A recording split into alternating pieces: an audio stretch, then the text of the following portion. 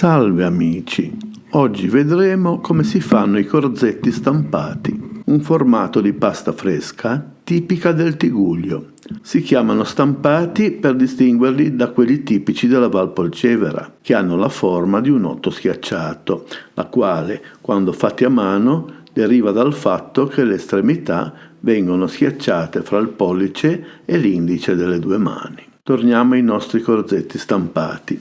Essi sono dei dischi rotondi di pasta in cui, con uno stampino di legno, si imprime un disegno tipo arabesco. Innanzitutto prepariamo la pasta all'uovo. C'è anche chi li fa con la cosiddetta pasta matta, cioè senza uova. Io preferisco mettere le uova perché cuocendo conserveranno meglio il disegno stampato. Naturalmente, da buoni genovesi, non utilizzeremo solamente uova come in Emilia, ma metteremo anche acqua e poco vino bianco che aiuta a dare nervo. Una volta preparato l'impasto, lo lasceremo riposare mezz'oretta, dopodiché con la macchinetta o con il matterello tireremo una sfoglia dello spessore delle tagliatelle.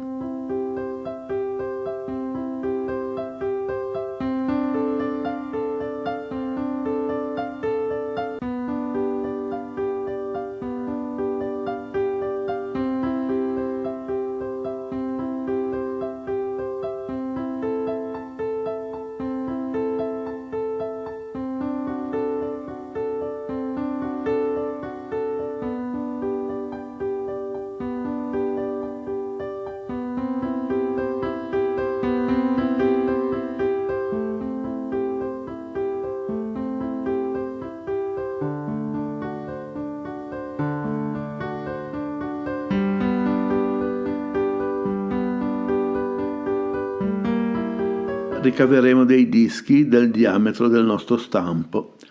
Potremo utilizzare quell'utensile che si usa per fare i tortelloni, o anche un bicchiere, o un coppapasta, o più semplicemente il bordo tagliente dello stampo. Ogni dischetto verrà poi posato sulla base dello stampo e su di esso compresso dal controstampo. Si tratta di un oggetto di realizzazione artigianale e ogni famiglia ha i suoi disegni.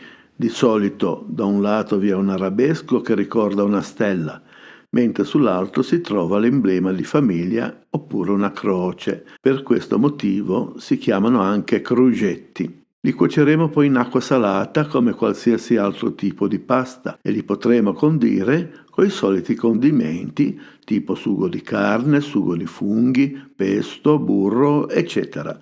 Esiste però un tipo di condimento caratteristico per questo tipo di pasta, cioè la salsa di pinoli e maggiorana.